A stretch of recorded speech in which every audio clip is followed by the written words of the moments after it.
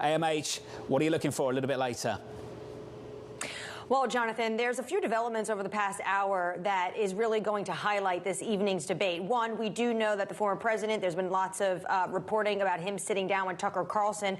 Well, actually, the former president took to Truth Social and said sparks will fly tonight. They're going to air that interview on Twitter at 9 p.m., so exactly when the debate starts. So this is Trump really just owning into his base and shrugging off the RNC. When it comes to the actual debate stage, another development is that Doug Burgum, the North Dakota governor, who you saw there speaking on balance of power as well, will potentially not be in attendance. He was playing a pickup game of basketball this morning, hurt himself, went to the emergency room in Milwaukee, and it remains to be seen whether or not he's actually going to make that stage. Then we're definitely down to 7. And one thing to focus on, center stage physically will be Ron DeSantis, given the fact that of these individuals that are on the debate stage, he is leading in the polls, but also he's going to be center of those attacks. He needs to try to hold himself in that second place.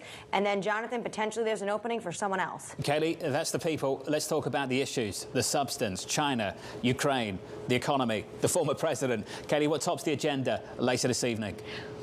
Well, they're not going to be able to avoid talking about the former president. He is the elephant that is going to be very much not in the room this evening. And even the Fox host of this debate, the moderators, have indicated that they will be playing sound of the former president in their questioning. So he is going to be unavoidable. But polling has showed just as recently as within the last week that what voters really want to hear about is substantive policy. The economy obviously will feature probably incredibly highly, as many of these candidates have said that Biden administration policies have contributed to inflation. Voters likely will want to hear what their plans to fight inflation realistically will be. And then on some of those foreign policy issues, everyone seems to be trying to out-hawk each other on China. Doug Burgum, who may or may not be in attendance just last week when he was speaking with us here at Bloomberg, was talking about the Cold War we are in with China and how it must be won. So that messaging will be key. Potentially talk of sanctions as well from some of these candidates. And then the issue of Ukraine. There is a bit of a divide within the Republican Party about what U.S. support should look like going forward. Of course, Ron DeSantis, who is likely, as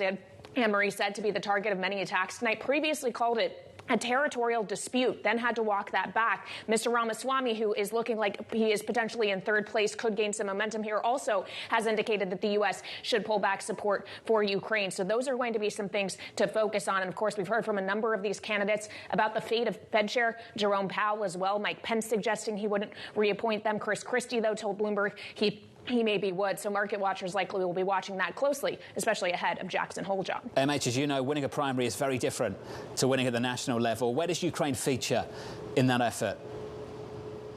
Well, Ukraine is at an interesting point right now when you look at the Republican Party. As Kailey noted, you have some serious divisions, but also it's a difficult line for some of these candidates to walk. One, when we saw Ron DeSantis make that kind of fateful issue, saying that Ukraine is just a territorial dispute, he then had to walk it back, but also that really spooked some donors. The other issue why Ukraine is so important right now is because Biden is asking for more aid, and this is becoming a huge issue on the budget fight on Capitol Hill. And potentially, Jonathan, we might see a showdown when it comes to a government shutdown by the end of September, and Ukraine is playing very large when it comes to that. The far right of the Republican Party in Congress do not want to give more aid to Ukraine. So what the candidates say this evening could potentially give those members in Congress more of a nudge to continue fighting to not send more aid. Annmarie, thank you.